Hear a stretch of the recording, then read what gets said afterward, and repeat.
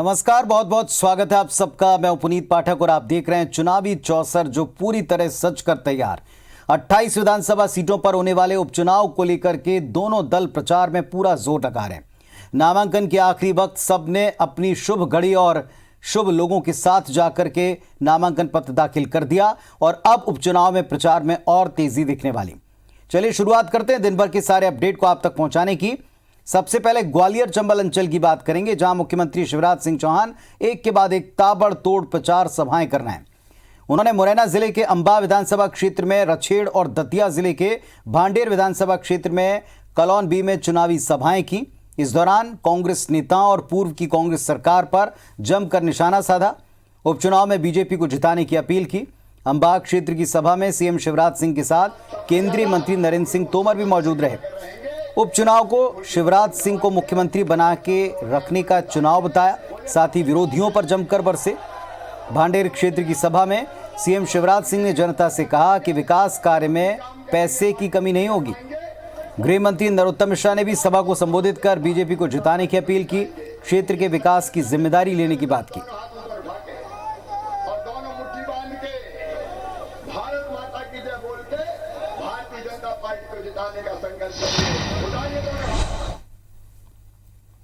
राहत भी देंगे, मुआवजा भी देंगे, गरीबों के कल्याण के काम भी करेंगे और विकास का काम भी नहीं रुकने देंगे। ये कांग्रेस नहीं है जो प्रदेश के विकास को ठप कर दे और जनता के साथ अन्याय करने वालों को नहीं छोड़ेंगे किसी भी कीमत पर। तो सरकार को लगातार बनाए रखने का चुनाव भी है, इसलिए कमल के फूल की बटन दबाओगे तो रक्षा तो विधायक बनेगी, लेकिन उसके साथ ही मामा को मुख्यमंत्री बनाने का मैंडेट जनादेश भी दे दोगे। उधर पूर्व मुख्यमंत्री कमलनाथ ने लोकतंत्र बचाओ जन जागरण यात्रा को शुरू कर दिया, इसे रवाना किया। ये यात्रा मध्य प्रदेश में उपचुनाव वाली तमाम 28 सीटों पर पहुंचेगी। कांग्रेस के कार्यकर्ता इस यात्रा के तहत गांव-गांव, घर-घर जाएंगे। चौपाल पर चाय के साथ कमलनाथ सरकार के 15 महीने की उपलब्धियां बताएंगे। कमलनाथ ने कहा कि वो मध्य प्रदेश के आम नागरिक, किसान, नौजवान, व्यापारी इन पर भरोसा करते हैं। उनको पूर्ण विश्वास है कि जनता उन्हें चुनेगी और एक बार फिर उनकी सरकार बनेगी। उज्जैन में जहरीली शराब प्रकरण को लेकर मौत के मामले में जिक्र करते हुए शराब माफिया के लौटने का उन्होंने आरोप वर्तमान सरकार पर लगाया। माफिया के खिलाफ पिछली सरकार ने मुहिम चलाई थी, लेकिन अब माफिया फिर बुलंद है। इमरती देवी के विधायकों के 5 लाख रुपए महीने देने के आरोप पर कमलनाथ ने जवाब देते हुए कहा कि बिके हुए लोग क्या बात करेंगे, केवल आरोप लगा सकते हैं। इमरती देवी खुद करोड़ों में बात करती हैं। इमरती जी खुद भी बोले उज्जैन में जो हुआ है, इमरती जी खुद ये तो करोड़ों में बात करती है, करोड़ों में बात करती है। ये बिके हुए लोग के पास क्या कहेंगे, हम बिक गए, ये तो आरोप ही लगा सकते हैं। पर जो उज्जैन में ये शराब माफिया फिर से जो पिछले 7 महीनों में उत्पन्न हुआ है, बड़ी दुख की बात है। मैं तो भरोसा कर रहा हूँ मध्य प्रदेश के मतदाताओं पर और मुझे इस बात का विश्वास है कि हमारे नौजवान, हमारे किसान, हमारे छोटे व्यापारी मध्य प्रदेश का भविष्य सुरक्षित रखेंगे। पूर्व सीएम और राज्यसभा सांसद दिग्विजय सिंह ने मध्य प्रदेश में मुख्य निर्वाचन पदाधिकारी से मुलाकात की। ये आरोप लगाया कि कई प्रशासनिक और पुलिस के अधिकारी भारतीय जनता पार्टी के लिए काम कर रहे हैं। दिग्विजय सिंह ने कई घटनाओं का जिक्र करते हुए कहा कि उनकी शिकायतों पर चुनाव आयोग कार्रवाई करे। दरअसल दिग्विजय सिंह ने कहा है कि बीजेपी ने उन लोगों को अपना प्रत्याशी बनाया जो कांग्रेस छोड़कर बीजेपी में गए, जिनके खिलाफ कल तक बीजेपी कार्यकर्ता मोर्चा खोल रखे थे। दिग्विजय सिंह के मुताबिक बीजेपी सरकार को डर है कि कहीं बीजेपी कार्यकर्ता इन प्रत्याशियों के प्रचार से दूर न रहें, इसीलिए बीजेपी ने चुनाव का जिम्मा अब सरकारी अधिकारी, कर्मचारियों और पुलिस को सौंप दिया है। उपचुनाव में अपने रोल को लेकर उन्होंने कहा कि दिग्विजय की भूमिका भारतीय जनता पार्टी हराओ, कांग्रेस को जिताओ है, कमलनाथ को फिर से सीएम बनाओ की है। और शिवराज सिंह जी को यह डर लगा हुआ है कि शायद भाजपा के कार्यकर्ता इन दल बदलू उम्मीदवारों के पक्ष में प्रचार ना करें, इसलिए उन्होंने पूरा प्रचार का जिम्मा सरकारी अधिकारी, कर्मचारी और विशेषकर पुलिस पर सौंप दिया है। ये कई प्रमाण हमारे पास आए हैं। ये सारी शिकायतें हमने माननीय राज्य चुनाव आयुक्त को उनको दी है और हमें उम्मीद है कि वे इस पे कार्रवाई करेंगे। दिग्विजय सिंह की भूमिका है भाजपा को हराओ, दल बदलुओं को हराओ और फिर से जय जय कमलनाथ करते हुए उन्हें मुख्यमंत्री बनाओ। तो बार बार ये सवाल उठता रहा कि दिग्विजय सिंह इस उपचुनाव में प्रचार से दूर क्यों हैं। इस सवाल पर जवाब दिया कि उनकी भूमिका एक ही है, फिर से कमलनाथ सरकार बने। इधर सांवेर में भारतीय जनता पार्टी के कार्यकर्ताओं को चुनावी जीत का मंत्र देने मध्य प्रदेश बीजेपी अध्यक्ष वी डी शर्मा पहुंचे। कांग्रेस नेताओं पर यहां वो जमकर बरसे। पूर्व मुख्यमंत्री और कांग्रेस के नेता दिग्विजय सिंह को सबसे बड़ा जयचंद बताया। वी डी शर्मा ने पूर्व की कांग्रेस सरकार को निशाने पर लिया। कहा कि सिंधिया और तुलसी सिलावट ने पहले की कांग्रेस सरकार में दम जो था उसे तोड़ा। अब उपचुनाव में जनता उनके दम को खत्म ही कर देगी। वी डी शर्मा ने कैलाश विजयवर्गीय को रावण कहने पर पूर्व मंत्री सज्जन सिंह वर्मा को भी निशाने पर लिया। वी डी शर्मा ने मंदसौर में बीजेपी कार्यकर्ताओं में जोश भरा। उन्होंने कांग्रेस को निशाने पर लिया। दिग्विजय सिंह को जयचंद कहने के अपने बयान पर उन्होंने कहा कि दिग्विजय सिंह को वो नहीं बल्कि पूरा देश जयचंद ही कहता है। कहा कि जो व्यक्ति सर्जिकल स्ट्राइक के सबूत मांगे, जो बाटला हाउस एनकाउंटर को फेक बताए, वो जयचंद नहीं तो और क्या है।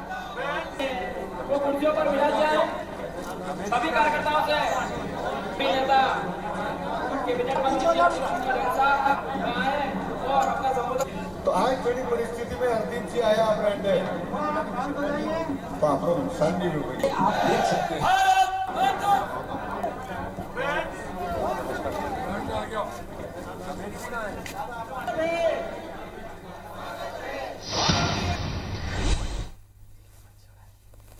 और पाकिस्तान के लोगों ने हमारे सैनिकों को जो हताहत किया था, उनके ऊपर जो आक्रमण किया था, उसका जवाब देने के लिए सर्जिकल स्ट्राइक होती है। भारत में जश्न मनता है, लोग सेना के प्रति सलाम करते हैं और आप दिग्विजय सिंह कहते हैं कि इसका प्रूफ चाहिए। अरे भारत का ये आज का सबसे बड़ा जयचंद है, ये दिग्विजय सिंह मैं कह रहा हूं। दिग्विजय सिंह को जयचंद मैंने नहीं कहा, पूरा देश कहता है।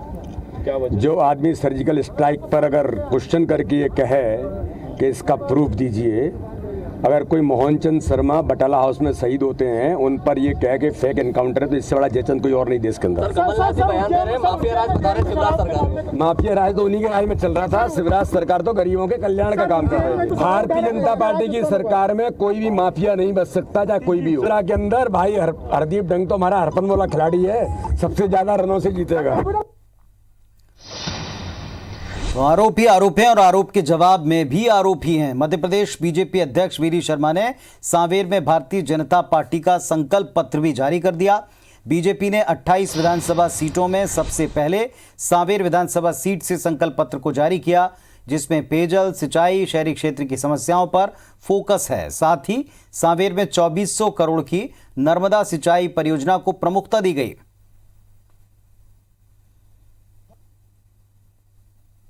सांवेर को लेकर भाजपा ने अपना संकल्प पत्र जारी कर दिया है, जिसमें पेयजल, सिंचाई और ग्रामीण के अलावा शहरी मतदाताओं का भी ध्यान रखा गया। हमारे साथ मौजूद है भाजपा के प्रत्याशी तुलसीराम सिलावट जी।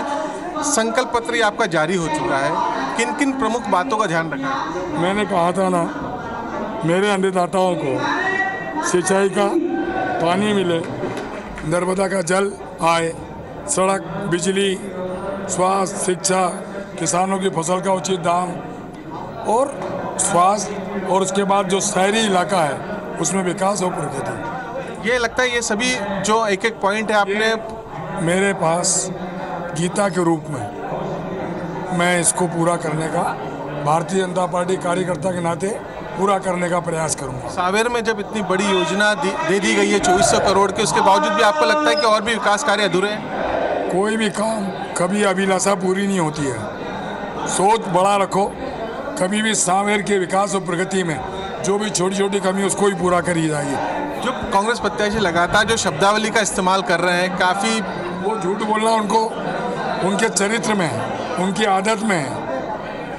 और ये जो कांग्रेस जिस स्तर पर बोल रही है, उनके पास कुछ बचा नहीं है। कांग्रेस धरातल में चली गई है, कांग्रेस झूठ का पुलंदा हो गई है। तो ये थे कांग्रेस भाजपा के प्रत्याशी तुलसीराम सिलावट, जिन्होंने अपना संकल्प पत्र जारी किया। संकल्प के माध्यम से उनका ये कहना है कि सांवेर की एक एक समस्या का निदान करेंगे और दूसरी तरफ कांग्रेस के ऊपर भी आरोप लगाए हैं कि कांग्रेस झूठ का पुलिंदा हो चुकी है। कैमरा पर्सन संतोष के साथ दीपक यादव, IBC 24 सांवेर। वैसे एक एक सीट के ऊपर दल अपना गणित बैठा करके चल रहे हैं। मध्य प्रदेश की राजनीति में बीजेपी कांग्रेस दोनों दलों का दबदबा रहा है। कब कौन किस पर भारी पड़े, इसको लेकर चिंतन ये दोनों दल करते रहे हैं। लेकिन ग्वालियर चंबल में अब बसपा तीसरी पार्टी, इसका भी असर डाल सकता है। खासकर मुरैना जिले में बसपा हर चुनाव में बीजेपी कांग्रेस की तरह मौजूदगी दर्ज कराती रही। बसपा का कद यहां ऐसा कि हाथी के महावत बनकर कई नेता कांग्रेस और बीजेपी की राजनीति में महारथी बन गए। बसपा ने यहां कई राजनीतिक पंडितों की भविष्यवाणियों को फेल किया है। उपचुनाव में एक बार फिर बसपा कुछ ऐसा ही करने की तैयारी में है।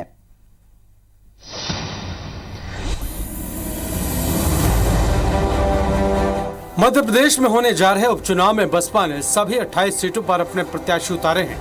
खासकर ग्वालियर चंबल अंचल में बसपा का खासा प्रभाव रहा है। यहाँ कई ऐसी सीटें हैं जिन पर अलग अलग समय में बसपा का कब्जा रहा है। इसमें मुरैना, सुमावली, दिमनी, अंबाह और जौरा जैसी सीट शामिल है। उपचुनाव में भी बसपा ने इन सीटों पर हुकार भरी है। सुमावली की बात करें तो यहाँ 1998 में बसपा के टिकट पर एंदल सिंह कंसाना जीते। 2008 और 2018 में एंदल सिंह कांग्रेस के टिकट पर जीते। अब उपचुनाव में बीजेपी के टिकट पर मैदान में है, जबकि बसपा ने यहां राहुल डंडोतिया को प्रत्याशी बनाया है। जौरा सीट पर बसपा अब तक 3 बार चुनाव जीत चुकी है। उपचुनाव में बसपा ने सोनेराम कुशवाहा को प्रत्याशी बनाया है। मुरैना में 2008 के चुनाव में बसपा के टिकट पर परशुराम मुदगल जीते थे। उपचुनाव में बसपा ने राम प्रकाश रावजौरिया को प्रत्याशी बनाया है। अंबाह में 2013 में बसपा के टिकट पर सत्य प्रकाश सखवार जीते।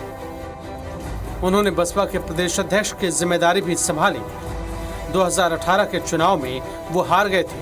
अब उपचुनाव में कांग्रेस प्रत्याशी हैं, जबकि बसपा ने भानु प्रताप सखवार को प्रत्याशी बनाया है। दिमनी में 2013 में बसपा के टिकट पर बलबीर सिंह डंडोतिया जीते। 2018 में उन्हें हार का मुंह देखना पड़ा। बसपा ने उपचुनाव में राजेंद्र सिंह कंसाना को प्रत्याशी बनाया है। बसपा को उपचुनाव में उम्मीद है कि उससे जनता का प्यार और समर्थन मिलेगा। ग्वालियर चंबल संभाग में बीजेपी का और कांग्रेस का जो आप कह रहे हैं गढ़ बिगाड़ रही है, इसमें दो राय नहीं है कि चंबल संभाग में, ग्वालियर संभाग में बहुजन समाज पार्टी पुनः अपनी ताकत को एकत्रित करके इस उपचुनाव में अपना प्रदर्शन कर रही है। इधर बीजेपी का दावा है कि दलित वोटर बीजेपी के साथ है, जबकि कांग्रेस का कहना है कि बीजेपी कुछ भी कर ले, लेकिन दलित वोटर न तो बसपा की ओर जाएगा और न ही बीजेपी की तरफ। 2018 की तरह दलित वोटर का साथ कांग्रेस को ही मिलेगा। बीएसपी भी एक राजनीतिक पार्टी है, अनेक राजनीतिक पार्टियों जैसी वो भी एक राजनीतिक पार्टी है और उन्होंने अपने उम्मीदवार खड़े किए हैं।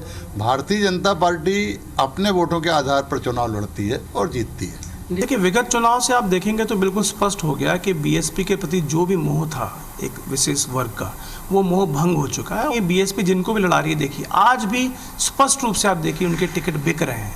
तो बिके हुए टिकट पे किस प्रकार का उम्मीदवार आएगा आप समझ सकते हैं। वैसे मुरैना और जौरा में बसपा बीजेपी और कांग्रेस को कड़ी टक्कर देती नजर आ रही है। वहीं सुमावली और दिमनी में त्रिकोणीय मुकाबले की स्थिति दिख रही है। हालांकि बसपा की उम्मीदें कितनी सच होंगी, ये तो 10 नवंबर को नतीजे ही बताएंगे। नासिर गौरी, IBC 24 ग्वालियर। और सीधे भोपाल का रुख करेंगे। हमारे साथ में हमारे सहयोगी राकेश चतुर्वेदी जुड़ रहे हैं। राकेश, पूरे दिन को अगर देखें तो प्रचार के साथ साथ एक आरोप प्रत्यारोप के साथ साथ आज ये दिखाई पड़ा है कि अब रणनीतियां खुलासे के तौर पर सामने आने लगी हैं कि कौन किस क्षेत्र में किस बात को पकड़कर चल रहा है या फोकस कर रहा है। यहां पर सबसे बड़ी बात यह कि कांग्रेस और बीजेपी का पूरा प्रचार, पूरा कैंपेन आरोप, वफादारी और गद्दारी इसके इर्द गिर्द है। नामांकन पर भी आप बताएं कि नामांकन में भी जो शक्ति प्रदर्शन हुआ है, अब इसके बाद फिर से प्रचार और जोर पकड़ेगा और ताबड़तोड़ सभाएं होने वाली।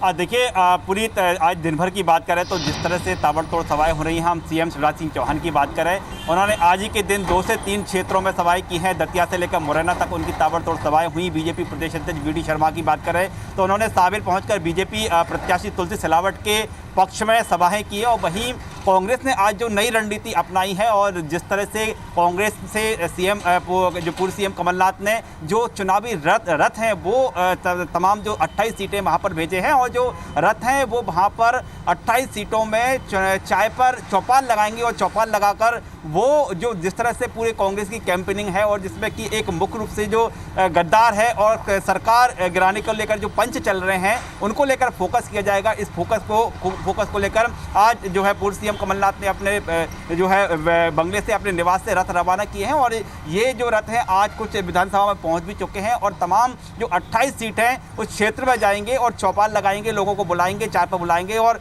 लोगों को ये बताया जाएगा कि कांग्रेस के पक्ष में आपको वोटिंग क्यों करना है। वही हम दूसरी ओर बात करें, कल से जिस तरह से अभी हम बात करें तो जो है आरोप प्रत्यारोपों का पूरी तरह से दौर चल रहा है, लेकिन कल से पूरे चुनावी माहौल में मध्य प्रदेश के में एक बड़ा बदलाव देखने को मिलेगा। दरअसल जो अलग अलग कांग्रेस ने अपना पूरा घोषणा पत्र है जिसे वचन पत्र कहा जा रहा है वो लॉन्च किया है विधानसभा सीटवार। पूरे 28 के 28 सीट का जो अपडेट है वो राजधानी भोपाल से पूर्व सीएम कमलनाथ यहां से जारी करेंगे और बताएंगे कि जो स्थानीय क्षेत्रीय मुद्दों के साथ पूरे प्रदेश को लेकर क्या विजन है वो विजन जारी किया जाएगा। यानी कह सकते हैं कि कांग्रेस अपना पूरा जो मुद्दे हैं, जो बेस है वो सामने रखेगी जनता के सामने और जनता से जो अपील करेगी वोट के वो मुद्दे का पूरा वचन पत्र है वो जारी होगा। वहीं बीजेपी की ओर से बात करें, बीजेपी में अभी तक जो लगातार दौरा का चल रहा है, लेकिन कल से और बीजेपी अपने जो स्टार प्रचारक हैं वो जनता के बीच भेजने जा रही है। जैसे मुख्य रूप से बात करें मध्य प्रदेश में सीएम शिवराज सिंह चौहान के साथ बीजेपी के प्रदेश अध्यक्ष वी डी शर्मा, केंद्रीय मंत्री नरेंद्र सिंह तोमर और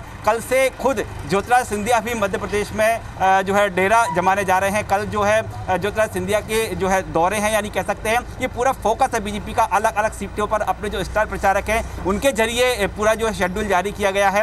हम बीजेपी प्रदेश अध्यक्ष की बात करें तो वो कल गुना जिले के बमौरी पहुंचेंगे और बमौरी में जो अभी वर्तमान में मंत्री हैं सिसोदिया उनके पक्ष में जो है माहौल बनाने का प्रयास करेंगे। वी डी शर्मा का गुना के दौरे पर हैं। वहीं सीएम शिवराज सिंह चौहान की बात करें तो उसका शेड्यूल भी जारी होने वाला है और सीएम कमलनाथ राजधानी भोपाल से जो वचन पत्र जारी करेंगे। इसके साथ ही कल से जो कमलनाथ भी अपने तमाम जो दौरे पर निकल रहे हैं, कह सकते हैं कल जो पूरे माहौल को लेकर पूरे चुनावी जो तैयारी चली उसको लेकर कल से एक नया मोड़ देखने को मिलेगा, क्योंकि कांग्रेस जो जारी करेगी वो जनता के बीच लेकर जाएगी। वहीं पर बीजेपी अपनी पूरी कल से ताकत झोंकने चलिए राकेश कह सकते हैं कि कल से शक्ति आराधना का पर्व नवरात्र शुरू होगा और ये शक्ति प्रदर्शन का एक नया क्रम भी शुरू होगा। सिंधिया डेरा जमा लेंगे, मुख्यमंत्री शिवराज और सक्रिय हो जाएंगे, पूर्व सीएम सब वचन पत्र जारी करेंगे। तो आज ही नहीं बल अब कल से पूरी तरह से ताकत दिखाने का, शक्ति दिखाने का एक क्रम भी दिखाई पड़ेगा। बहुत शुक्रिया आपका इस पूरे अपडेट के लिए।